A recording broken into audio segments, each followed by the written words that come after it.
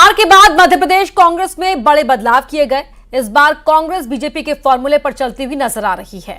जिस तरह बीजेपी ने नई सरकार में जातिगत समीकरण का ध्यान रखा, उसी राह पर चलते हुए कांग्रेस ने भी प्रदेश के संगठन में बदलाव किए हैं। कांग्रेस ने ओबीसी, आदिवासी और ब्राह्मण वर्ग को साधने की कोशिश की है। प्रदेश अध्यक्ष जीतू पटवारी ओबीसी कैटेगरी से आते हैं, तो वहीं नेता प्रतिपक्ष उमंग सिंघार आदिवासी वर्ग से ताल्लुक रखते हैं। उप नेता प्रतिपक्ष हेमंत कटारे ब्राह्मण समुदाय से हैं। 24 की लड़ाई के लिए कांग्रेस तैयारी में जुट गई है। प्रदेश संगठन में किए गए बदलाव इसी बात को पुख्ता कर रहे हैं। लेकिन सवाल यह आता है कि इन बदलावों के बाद क्या कांग्रेस 24 की लड़ाई में बीजेपी के सामने टिक पाएगी? क्योंकि विधानसभा चुनाव में कांग्रेस के दावे और वादे हवा हवाई हो गए।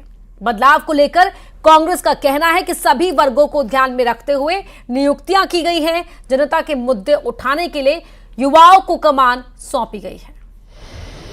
कि सारे समीकरण उसमें साधने के प्रयास कांग्रेस पार्टी का है। सारे समीकरण सत्य हैं। एक युवा ऊर्जा और कहीं ना कहीं ऊर्जावान नेताओं के हाथ में पूरी पार्टी की कमान दी गई और सभी वरिष्ठों ने सोच के, क्योंकि वरिष्ठों का मार्गदर्शन युवाओं की ऊर्जा के उपयोग के माध्यम से मध्य प्रदेश में सरकार बनेगी और सभी प्रतिनिधित्व, सभी समाजों को प्रतिनिधित्व भी देने की कोशिश करी और कहीं ना कहीं सभी जातीय समीकरण साधने की कोशिश करी। स्पष्ट है, एक ऊर्जावान नेतृत्व मध्य प्रदेश में आए, वरिष्ठों के मार्गदर्शन में युवाओं की ऊर्जा का उपयोग करके मध्य प्रदेश की जनता की आवाज सब मिलकर उठाएंगे। कांग्रेस के संगठन में बदलाव पर बीजेपी का कहना है कि कांग्रेस तो हमेशा तुष्टीकरण की राजनीति करती है। कांग्रेस ने युवाओं को कमान सौंपने में देर कर दी है। तो प्रदेश कांग्रेस संगठन में बदलाव हुए हैं, युवाओं को कमान मिली है। जातिगत समीकरण का ध्यान रखा है। बीजेपी की नीति पर चलकर कांग्रेस ने बदलाव किया। भारतीय जनता पार्टी कभी तुष्टीकरण की राजनीति नहीं करती। जनसंघ की स्थापना से लेकर के एक बात जो संविधान में, हमारे जो विधान में कही गई, भारतीय जनता पार्टी के, भारतीय जनसंघ के उस समय के विधान में कही गई कि हम सबका सम्मान करेंगे, लेकिन तुष्टीकरण किसी का नहीं। और कांग्रेस ने हमेशा तुष्टीकरण की बात कही कि इनके अंदर जो हिटलरशाही भरी हुई है। पहले आप समाचार पत्रों में आया कि अपने बेटों को आगे बढ़ाने का काम, परिवारवाद, वंशवाद, इसको लेकर के जो बात चल रही है, इससे अलग होकर के प्रयास हुआ है, लेकिन तब तक बहुत देर हो चुकी है। तो देर हो गई है, ये कहना है बीजेपी का। कुछ सवाल भी खड़े हो रहे हैं। सवाल क्या है, उन सवालों पर भी एक बार फिर से नजर डाल लेते हैं कि आखिरकार सवाल कौन से खड़े हो रहे हैं। पुराने चेहरों से क्या कांग्रेस ने किनारा कर लिया है? बीजेपी की रणनीति के सहारे है क्या कांग्रेस? ये भी अपने आप में एक सवाल है। जातिगत समीकरण से क्या 24 की तैयारी में लग गई है कांग्रेस? और पुराने चेहरों से किनारा करने के बाद अब कांग्रेस का अगला कदम क्या होगा, इस पर भी सभी की निगाहें बनी हुई है। और सवाल यह भी है कि क्या कांग्रेस भी बीजेपी की राह पर ही चलती हुई दिखाई दे रही है। और हमारे साथ एक खास गेस्ट पैनल जुड़ चुका है। हमारे साथ कांग्रेस के प्रवक्ता है अवनीश बुंदेला, भोपाल से जुड़ रहे हैं। अजय धवले हैं, बीजेपी के प्रवक्ता, वो भोपाल से जुड़ चुके हैं। परमिंदर कौर हैं, आम आदमी पार्टी की नेता हैं, भोपाल से जुड़ रहे हैं हमारे साथ। संजय राणा जी हैं, स्टूडियो में साथ जुड़े हुए हैं, राजनीतिक विश्लेषक हैं। और तमाम मेहमानों का स्वागत करती हूं। पहला सवाल बुंदेला जी मेरा आपसे है। सर, 24 की तैयारी को लेकर कांग्रेस ने जो पिच तैयार की है ना, क्यों ऐसा लग रहा है उसे देखकर कि उस पिच की क्यूरेटर तो बीजेपी ही है? देखिए, सबसे पहले तो मैं स्पष्ट कर दूं बात कि कांग्रेस पार्टी किसी भी वरिष्ठ नेता को कभी किनारे नहीं करती। ये काम भारतीय जनता पार्टी में होगा कि आडवाणी जी किनारे हैं, अटल जी का सबने हाल देखा। और जहां तक युवाओं को मौका देने की बात है, तो कांग्रेस पार्टी ने सबसे ज्यादा युवाओं को मौका दिया है। आप देखें, हमारे यूथ कांग्रेस से निकले हुए लोग, एनएसयूआई से निकले हुए लोग, कितने सारे विधायक, आज जो तीनों आप देख रहे हैं, तीनों यूथ कांग्रेस के हैं।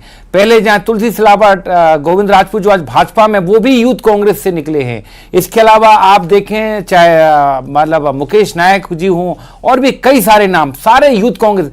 भाजपा की बता दें, यूथ कांग्रेस के अगर 5 विधायक बने हो, 2 विधायक बने हो, हाँ अभी एक शायद एक कोई बने हैं, तो ये स्थिति है। बाकी इसके अलावा आप देखें, केंद्रीय स्तर पर देखें तो मनमोहन सिंह जी की सरकार में भी देखें, सचिन पायलट, ज्योतिरादित्य सिंधिया, जितिन प्रसाद, कितने सारे नाम थे। आप देखें कि सारे यूथ को कांग्रेस ने मौका दिया। हमेशा नाम थे ना, मैं देखिए, अगर हमने यूथ को मौका दिया, हाँ तो सरकार नहीं है ना आज आकांक्षा जी। अगर हमने यूथ को मौका दिया, अगर अपर्णा जी, अगर हमने यूथ को मौका दिया और कुछ यूथ अति महत्वाकांक्षी हो जाते हैं, दल बदल लेते हैं, उनकी विचारधारा बदल जाती, तो उसका हम क्या कर सकते हैं? हम तो साफ कह रहे हैं कि हम सर, हमेशा रामनिवास युद्ध को रावत मौका जी को किस देते हैं। कैटेगरी मानते हैं आप? देखिए, रामनिवास रावत जी हमारे एक सम्मानित वरिष्ठ नेता हैं, 5 बार के विधायक हैं। ऐसा नहीं है, ये जो पद जिन पे, चाहे आप देखें पीसीसी चीफ की बात हो, सीएलपी नेता की बात हो, उपनेता की बात हो, इसमें पार्टी का निर्णय है। उन्होंने सोच के इन सबको युवाओं को जिम्मेदारी दी है। रामनिवास रावत जी का रोल पहले भी बड़ा महत्वपूर्ण था और आगे भी बड़ा महत्वपूर्ण रहेगा। अभी तक हमारे प्रदेश का कार्यकारी अध्यक्ष थे। तो मैं साफ कहना चाहता हूं, हमारे तो आपका कहने का लबोलबाब यही है कि सीनियरिटी को कांग्रेस इग्नोर नहीं करती है। अपर्णा जी ये तो बताएं, भाजपा का मंत्रिमंडल विस्तार कब हो रहा है? सर मैंने कल देखे 4 रजिस्टर्ड बल, ठीक है सर, आपकी बात को बड़ा करते हुए कल भाजपा के कल 4 रजिस्टर्ड बलात्कार हुए हैं प्रदेश में। कल 4 बलात्कार रजिस्टर्ड हुए हैं प्रदेश में। कांग्रेस गृह मंत्री का पता नहीं हो रहा है, लेकिन सवाल एक कांग्रेस का यह भी है कि विस्तार को लेकर, कैबिनेट विस्तार को लेकर इतना इंतजार क्यों? और दूसरा सवाल जो मेरा आपसे है यह है कि कॉम्पोजिशन जिस दवा का आपने तैयार किया अपनी सरकार के चेहरे के लेकर, आकार को लेकर, उसी कॉम्पोजिशन को कांग्रेस ने भी अपना लिया है। कितना चैलेंज है आपके लिए?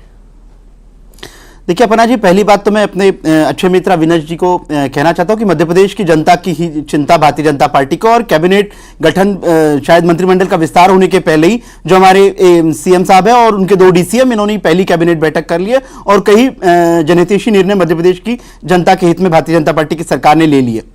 रही बात कंपोजिशन की, तो मैं अपर्णा जी आपको बताना चाहूंगा कि रिसर्च किया जाए कि कांग्रेस में सबसे बड़ा यूथ अगर कोई है तो वह राहुल गांधी जी, विगत 20 वर्षों से यूथ है, और उनको एक यूथ को सेट करने के लिए इन्होंने जितिन प्रसाद जी, चाहे ज्योतिरादित्य जी हो, सचिन पायलट जी हो, या इनकी तत्कालीन यूपीए सरकार में जो युवा कैबिनेट बनी थी, उस पूरी युवा कैबिनेट को साइडलाइन कर दिया गया था सिर्फ एक राहुल गांधी जी का फेस बताने के लिए। मध्य प्रदेश की बात अगर कर ले तो सिर्फ दिग्विजय सिंह जी के बेटे और कमलनाथ जी के बेटे को सेट करने के लिए जीतू पटवारी हो या फिर उमंग सिंघार हो या फिर इनके कुणाल जी हो या अन्य इनके जो यूथ लीडर है मध्य प्रदेश के, इनको भी इन चुनावों से साइडलाइन कर दिया गया। इसी की दुर्दशा है कि मध्य प्रदेश विधानसभाओं में भारतीय जनता पार्टी को यह अभूतपूर्व जनादेश मिला है, क्योंकि कांग्रेस एक परिवार के बाद, एक सामंतवादी परिवार की विचारधारा से बाहर निकल नहीं सकता। ये चाहे कितना भी कह ले कि हम यूथ को रिप्रेजेंट कर रहे हैं, लेकिन यूथ को रिप्रेजेंट करने के लिए जो आपका सबसे सर्वोच्च नेता है उसको तो कहीं यूथ की परिभाषा से बाहर निकलना पड़ेगा। राहुल गांधी जब यूथ की परिभाषा से बाहर निकलेंगे, देश की जमीनी राजनीति करने लगेंगे, तब वास्तव में मध्य प्रदेश और देश के कांग्रेस का जो युवा नेता है उसको कहीं ना कहीं प्रतिभा का उसका सम्मान होगा। लेकिन एक परिवारवादी बच्चा जिसको हमेशा से चिट थमाई जाती है और चिट में की बातें आपने बोल दिया धवले जी, ठीक है, ये सारी बात तो कांग्रेस को लेकर हो गई सर। अब जरा अपनी पार्टी को लेकर बात कर लेते हैं। मैं सवाल पूछ रही हूँ बुंदेला जी, रुक जाइए, मैं सवाल पूछ रही हूँ।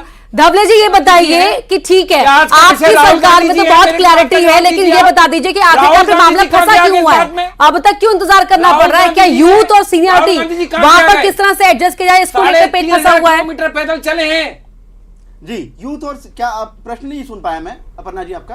बुंदेला जी आप थोड़ा शांत रहेंगे तो मैं सवाल सुनेंगे ना। आप ही का सवाल लेके गई उनके पास में। मेरा सवाल है, मेरा सवाल पहले सुन लीजिए सर। मेरा सवाल, आप और मैं ही डिबेट में नहीं है, बाकी और मेहमान भी है। राहुल जी है क्या? नहीं, मेहमान है। मुझे बताएं कि आज का विषय राहुल जी है? मेरा सवाल तो सुन लीजिए आप। यूथ है नहीं, आप मुझे बताएं, आपने उनको इंटरप्ट क्यों नहीं किया कि राहुल जी आज का विषय नहीं है? बुंदेला जी मैं आप ही का सवाल लेके गई उनके पास। अपर्णा जी प्लीज, अपर्णा जी प्लीज, हम उम्मीद करते हैं कि आप इंटरप्ट करें उनको। मैंने कर दिया सर, राहुल जी नहीं है, कर दिया इंटरप्ट। अब आपने तब इंटरप्ट किया जब 5 मिनट का भाषण पेल दिया सर। आपने 5 मिनट का भाषण पेला तब आपने इंटरप्ट किया। आपको भी नहीं रोका था मैंने। आगे बढ़ने दीजिए मुझे धवले जी। नहीं तो मैं तो विषय की बात की, अगर आपका एजेंडा था वो बात की मैंने। धवले जी अगर मैं आपके विषय से बाहर गया? बुंदेला जी सवाल सुनेंगे आप मेरा? सुन लीजिए आप सवाल मेरा। जी अपर्णा जी आप प्रश्न। धवले जी मेरा प्रश्न ये है कि अगर आपके यहाँ इतनी क्लैरिटी है तो फिर सीनियर और यूथ के बीच एडजस्टमेंट को लेकर आखिरकार गाड़ी कहां फंसी हुई है सर? देखिए अपर्णा जी, भारतीय जनता पार्टी में सीनियर और यूथ की अगर किसी पार्टी ने अपने युवाओं को जनरेशनल शिफ्ट इन, आप 2023 के चुनाव में देखेंगे मध्य प्रदेश, राजस्थान, छत्तीसगढ़, एक पूरा का पूरा generational shift Bharatiya Janata party ने किया है। निश्चित रूप से इतना बड़ा दल है, इतना अभूतपूर्व मैंडेट मिला है, तो कहीं ना कहीं कोऑर्डिनेशन की बात होती है, कहीं ना कहीं सभी वर्गों को, सभी क्षेत्रों को प्रतिनिधित्व देने की बात होती है। और भारतीय जनता पार्टी के पास में योग्यतावान इतने नेता हैं, उनको प्रतिभा देने, उनकी प्रतिभा को सम्मान देने की बात होती है। तो इन सभी समीकरणों को भारतीय जनता पार्टी का नेतृत्व साध रहा है। टैलेंट की भरमार है, हाउसफुल का बोर्ड है, इसलिए शायद आपको दिक्कत हो रही है। ठीक है, परमिंदर कौर जी। जी जी जी जी, टैलेंट का निश्चित तौर पे आप भरमार है। सभी हमारे निष्ठावान कार्यकर्ता, योग्यतावान कार्यकर्ता हैं और अपने अपने क्षेत्रों में। ठीक है, ठीक है, ठीक है, दो और मेहमान भी है मेरे पास। परमिंदर कौर जी, 24 की तैयारी में कास्ट फैक्टर क्यों भारी है? जी, मैं यहाँ ये कहना चाहूंगी, जो भाजपा प्रवक्ता यहाँ कह रहे हैं कि इन्होंने जनरेशनल शिफ्ट किया है, मुझे ऐसा लगता है ये जनरेशनल शिफ्ट नहीं, कद्दावर नेताओं को किनारे लगाने की पूरी कोशिश की गई है सेंट्रल लीडरशिप द्वारा सारे प्रदेशों में। और जो एक डिक्टेटरशिप वाली सरकार होती है जो सेंटर से चले, आज प्रदेश में भी सब कुछ, जितनी भी इनकी विकास की यात्राएं शुरू हो रही हैं, सब में सेंट्रल लीडरशिप दिख रहा है। तो ये अलग तरह की राजनीति कर रहे हैं और ये कह रहे हैं कि जनरेशनल शिफ्ट कर रहे हैं और यूथ को आगे कर रहे हैं। मुझे लगता है मंशा तो ये नहीं है। और जहां तक जातिगत समीकरणों की बात है, कांग्रेस भी जातिगत समीकरण साधने की बात कर रही है, हर एक वर्ग की बात कर रही है। देखिए, इलेक्शन से पूर्व राहुल गांधी जी ने हर मंच से कास्ट सेंसस की बात की थी, पर वो कहीं ना कहीं जनता के साथ कनेक्ट नहीं हो पाई बात। अगर हुई होती तो रिजल्ट्स कुछ और होते।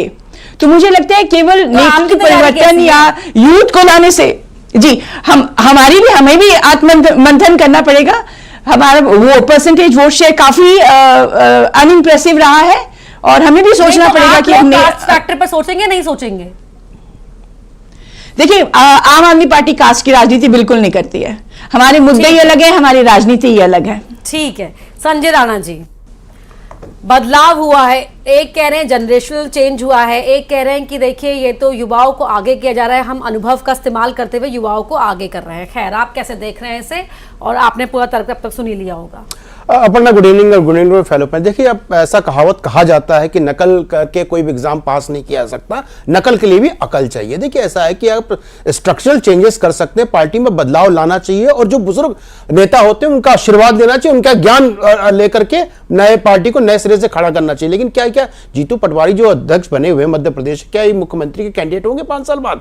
क्या गारंटी दे सकते हैं? नहीं होंगे। तो समस्या यह है कि जब आप किसी पार्टी को लेकर चलते हो, पार्टी के संगठनात्मक में बदलाव करते हो, उसके पूरी स्ट्रक्चर को बदलने की कोशिश करते हो, तो वो चीजें भी लानी होगी कि यस, उन पे विश्वास भी जिताना होगा। देखिए, ऐसे क्यों नहीं हो सकते सीएम फेस रेवंत रेड्डी तेलंगाना देखिए, में तो हुआ। हाँ, देखिए, रेवंत रेड्डी का कहीं नाम था, कहीं नाम था।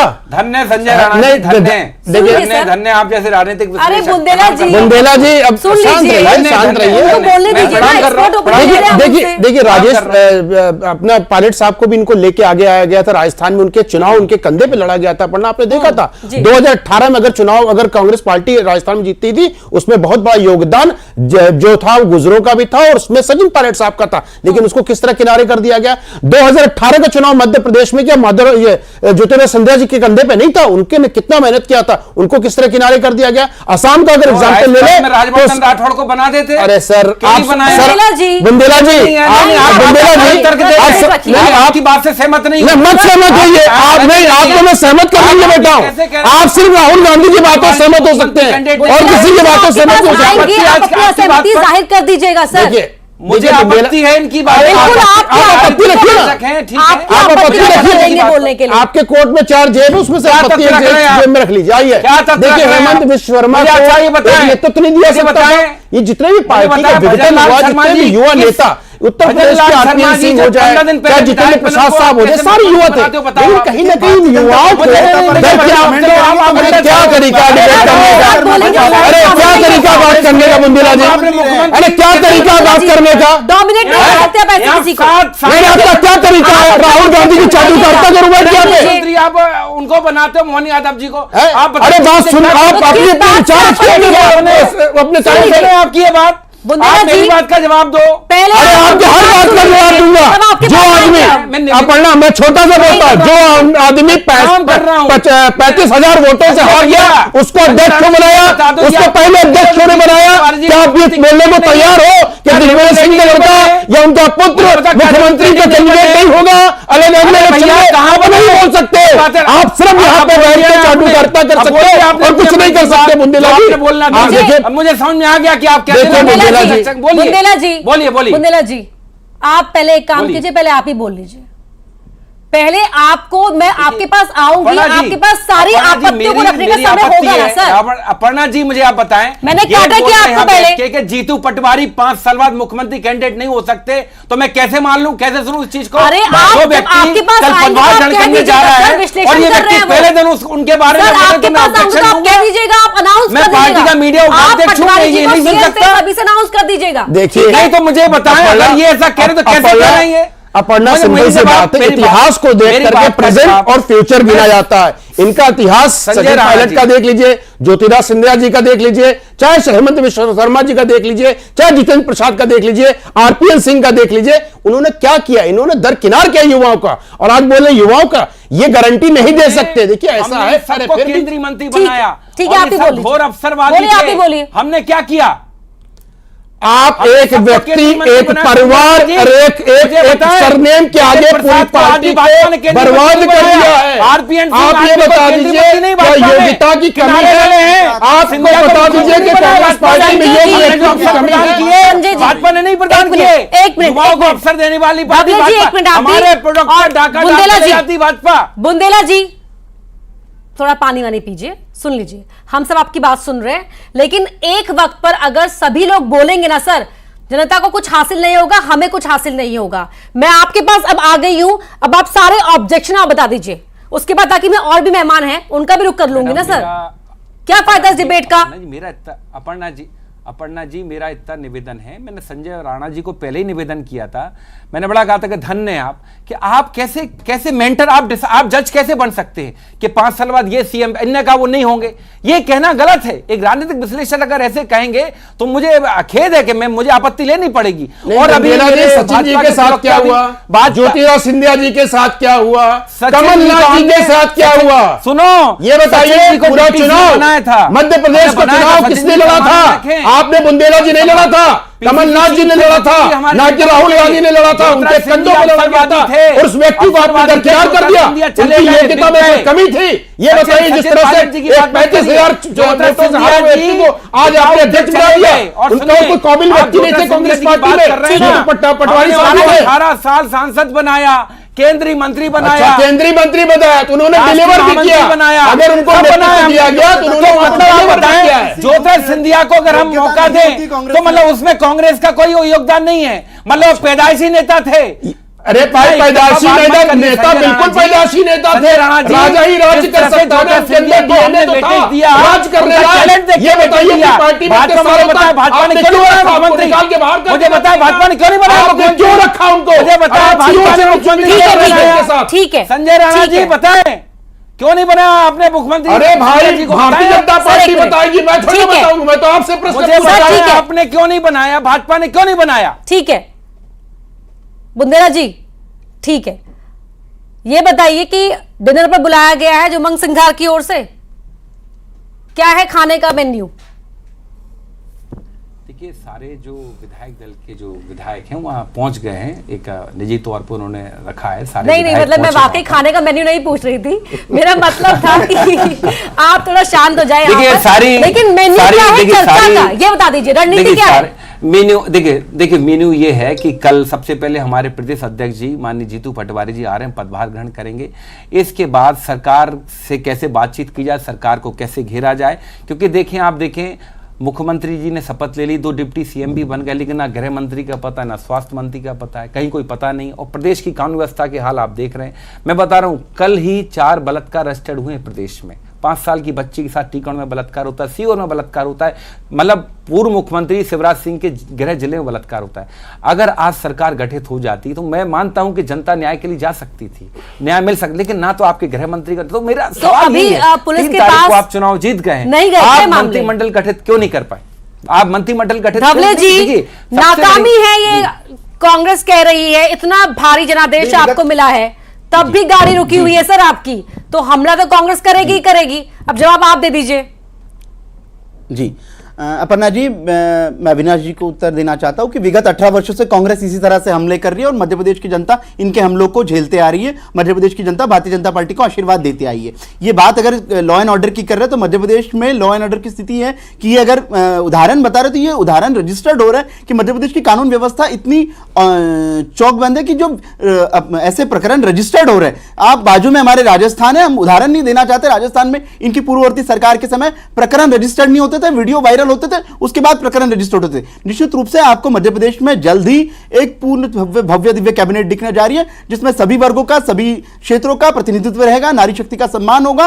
और मैं अवनीश जी की जो चिंता है कि मध्य प्रदेश को सशक्त सरकार जो चाहिए, मध्य प्रदेश की जनता ने आशीर्वाद दिया है, यहाँ पर दूर कर दी जाए सरकार ब्रेकिंग जो न्यूज के रहेंगी। साथ। धवले जी, लौट रही हूं आपके पास। यहाँ पर सीएम डॉक्टर मोहन यादव अचानक एक्शन में दिखाई दिए हैं। सीएम ने अस्पताल का जायजा लिया है और एक्शन में दिखाई दिए हैं सीएम डॉक्टर मोहन यादव। अचानक अस्पताल पहुंचे, हमीदिया अस्पताल पहुंचे हैं, जहां पर अस्पताल में क्या व्यवस्थाएं हैं उनका जायजा करने के लिए हमीदिया अस्पताल पहुंचे हैं सीएम डॉक्टर मोहन यादव। ये बड़ी खबर एक्शन में यहां पर दिखाई दे रहे हैं और लॉ एंड ऑर्डर को लेकर यहां पर बीजेपी प्रवक्ता जी धवले जी जवाब दीजिए। जी, तो आप जैसे कि अभी ब्रेकिंग दिखा रही है अपर्णा जी कि सीएम हमारे एक्शन में दिख रहे, तो निश्चित तौर पे एक कर्तावान और कर्मठ नेता जब होता है तो निश्चित रूप से वह गवर्नेंस करना जानता है, एक अच्छा प्रशासक शासन किस तरह से चलाना जानता है। डॉक्टर मोहन यादव जी भी उसी तरह के प्रशासक है। विद्यार्थी परिषद से जिन्होंने अपना जीवन काल शुरू किया है, विभिन्न आयोगों निगमों के अध्यक्ष उपाध्यक्ष रह चुके हैं, उसके बाद मंत्री के रूप में उन्होंने शासन चलाया, तो उन्हें प्रशासन का अनुभव है। वही बात हमारी जो डिबेट की होती जी, एक्सपर्टीज तो होगी, जाहिर तौर पर एक्शन में दिखाई भी दे रहा है, लेकिन साथ तो चाहिए ना अपनी कैबिनेट का। जी, तो निश्चित तौर पे मैंने जैसे कि कहा एक निश्चित समय में और जल्द ही मध्य प्रदेश को एक भव्य दिव्य कैबिनेट मिलने जा रही है क्योंकि मैंडेट हमारे ऊपर इतना बड़ा है। मध्य प्रदेश की राणा जनता जी, ने क्या लगता है कि जो जनादेश की जवाबदारी दे दी है। अपेक्षाएं हैं क्या उसका बोझ है या अंदर कहीं किनको कहां एडजस्ट करना है उसको लेकर थोड़ा सा पेट फंसा हुआ है? देखिए, मंत्रिमंडल की अगर बात की जाए, चाहे मध्य प्रदेश हो, चाहे राजस्थान का मंत्रिमंडल हो, चाहे छत्तीसगढ़ का मंत्रिमंडल हो, वो मंत्रिमंडल का ऐसा गठन किया जाएगा जो 24 का चुनाव को साध सके। तो सारे समीकरणों को, जातिगत समीकरण लीजिए, सामाजिक समीकरण को, वो दाना बाना बुनने के बाद ही कोई मंत्रिमंडल किसी को सौंपा जाएगा या मंत्री बनाया जाएगा, उसके पहले कुछ नहीं होगा। तो इसमें देखिए हर पार्टी अपने अपने हिसाब से काम करती है और उसमें भारतीय जनता पार्टी भी राजनीतिक पार्टी, वो अपने हिसाब से काम कर रही है। लेकिन हाँ, इनको मंत्रिमंडल चुनना पड़ेगा और मंत्रिमंडलों को अपना जो उनका अधिकार है उनको काम करना पड़ेगा और डिलीवर करना पड़ेगा। देखिए, अभी इनके पास अब बोलने के लिए टाइम नहीं होगा कि भैया हमें मौका नहीं मिला। दिसंबर में चुनाव हो चुके हैं, दिसंबर में मंत्रिमंडल गठन हो जाएगा और 2024 की तैयारी भी चालू हो चुकी है। जिस तरह से चीफ मिनिस्टर वहां के मोहन यादव सब एक्टिव दिख रहे हैं, उनका अगर पुराना इतिहास देखा जाए, काफी एग्रेसिव किस्म के नेता हैं और अपनी बातों पर अडिल रहने वाले हैं, अडिग रह करके वो काम करते हैं। तो उस तरह से उनके साथ जो टीम मुद्दे के सेनापति बिना सेना के लड़ नहीं सकता, तो सेना का गठन जल्द से जल्द करना पड़ेगा, नहीं तो सेनापति कहीं ना कहीं हार जाएगा। तो भारतीय जनता पार्टी 24 को चुनाव को देखते हुए अपर्णा जी ये सारी समीकरण बना बैठा रही है। हो सकता है किसी को लाने की कोशिश हो या किसी को साइडलाइन नहीं बोलेंगे, किसी को संगठन में एडजस्टमेंट करने की बात हो, तो लेकिन समीकरण बैठाना पड़ेगा, जातिगत भी हो और सामाजिक समीकरण हो, अदरवाइज 24 का चुनाव सबके लिए मुश्किल हो जाएगा। जी, बुंदेला जी, मालवा निवाड़ में एक चाबी छुपी हुई है मध्य प्रदेश की सियासत की, इसीलिए मालवा निवाड़ से ही आप दो प्रमुख चेहरे सामने ले आए। अब 24 के रण को लेकर सर आपके यहां से किस तरह से अंडरस्टैंडिंग बैठाएंगे आप? देखिए अपर्णा जी, सबसे पहली बात है कि कांग्रेस पार्टी ने विधानसभा चुनाव में मुद्दों आधारित राजनीति की थी। ठीक है, नतीजे हमारी अपेक्षा के अनुरूप नहीं आए। आप देखें, हमने महंगाई, बेरोजगारी, महिला सुरक्षा, किसान सुरक्षा, आदिवासी सुरक्षा के ऊपर हमने इन मुद्दों के ऊपर चुनाव लड़ा। आप देखें, खुद मध्य प्रदेश की बात करूं, 4 जुलाई को इसी साल 2023 को शिवराज जी ने कहा था कि मैं यहाँ से संविदा कल्चर खत्म करने जा रहा हूं। 2.5 लाख संविदा कर्मी आज भी मारे फिर रहे, कहीं कुछ नहीं हुआ। आप देखें, 2 लाख टीटी क्वालिफाई बच्चे ओवरेज होने वाले, इन्होंने नियुक्तियां नहीं की। 2011 से शिक्षा विभाग में नियुक्तियां नहीं हुई।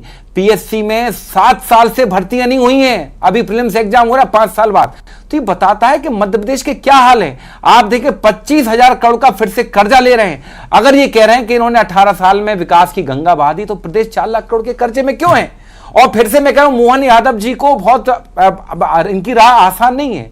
आप सोचें कि अभी जो मुख्यमंत्री शपथ लिया है और मतलब खुद उनका मंत्रिमंडल गठित नहीं हुआ है, 25,000 करोड़ का कर्जा लेना पड़ रहा है। ये बताता है कि इन्होंने सिर्फ प्रदेश में सिर्फ अपने घर भरे हैं, अपनी ब्रांडिंग ठीक है की, सर, लेकिन अपने जो चेहरे चमकाए हैं। पहले जिस बात से आपने शुरुआत की ना उसमें देखिए, मैं मानता हूं, लीजिए पन्ना जी, मैं मानता मेरा हूं रिस्पॉन्स ले लीजिए हम सर। चुनाव हारे। मेरा रिस्पॉन्स नहीं, आपने मान लिया कि आप हारे, वो मैं नहीं कह रही हूं। मैं तो ये कह रही हूं कि आपने तो उस छात्र की तरह कह दिया कि मैंने तो पूरा सिलेबस रट लिया था, अब मेरे मार्क्स नहीं आए तो बताइए मैं क्या करूं।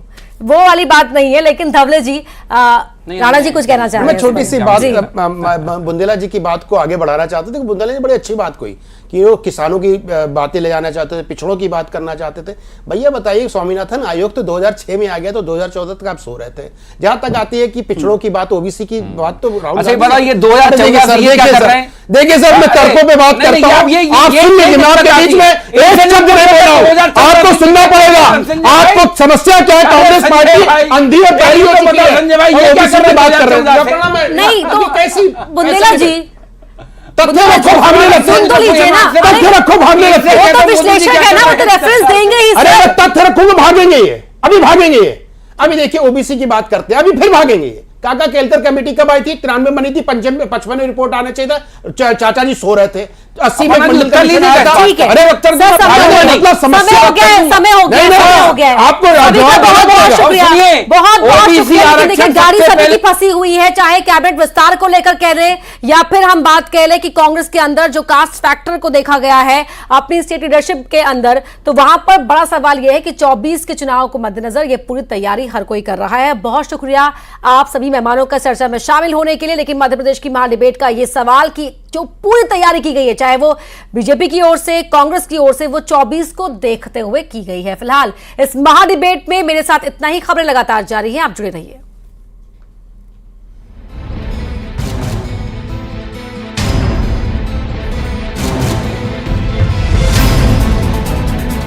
सभी समाजों को प्रतिनिधित्व भी देने की कोशिश करी, सभी जातीय समीकरण साधने की कोशिश करी। भारतीय जनता पार्टी कभी तुष्टीकरण की राजनीति नहीं करती, बहुत देर हो चुकी है।